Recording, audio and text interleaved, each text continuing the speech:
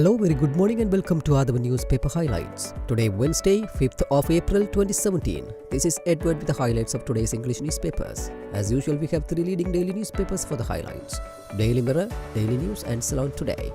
Firstly, let's have a look on the Daily Mirror.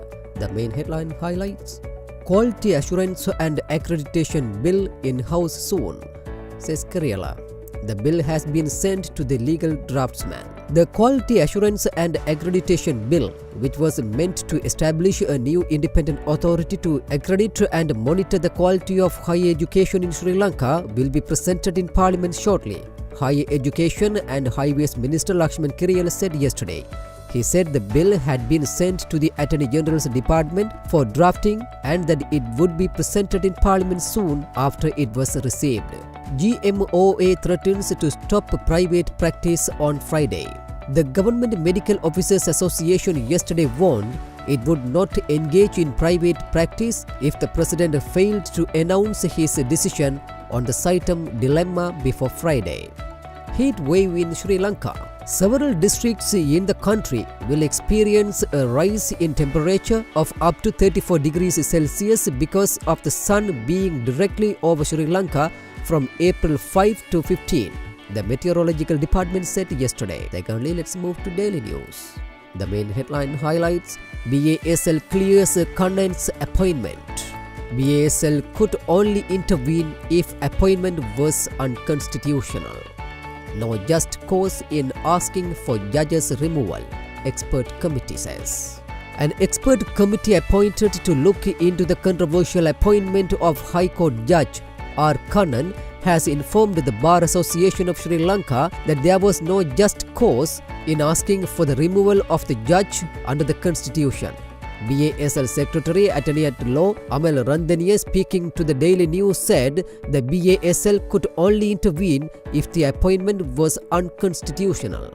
PM calls for new economic political order to rebuild Indian Ocean region.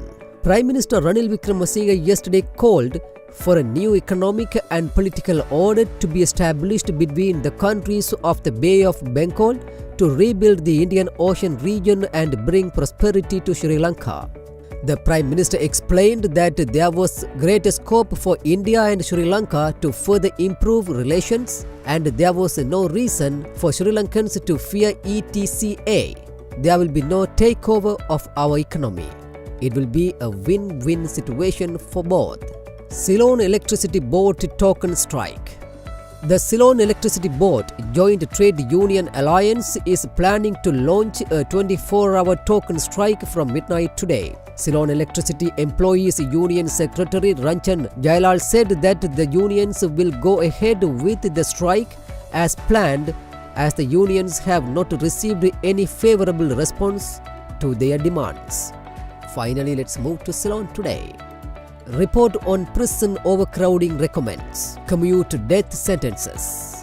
The report of the Special Task Force appointed by Cabinet to review legal and judicial causes for prison overcrowding has recommended that death sentences be commuted to life imprisonment as a method aimed at easing the crisis of congestion in prisons. War Crimes Bill in Parliament. Dr. Gunadasa Amarasegara says that a bill has been submitted to Parliament in order to provide validity to a mechanism aimed at finding out whether there were any war crimes committed by Sri Lankan troops during the latter phase of the civil war. He said this at a press briefing held at the Public Library Auditorium yesterday. Massive fine on long-distance buses. Minister of Transport and Civil Aviation Nimal Siripala de Silva told Parliament yesterday the fine for long-distance buses operating without a valid permit would be increased from 10,000 rupees to 200,000 rupees.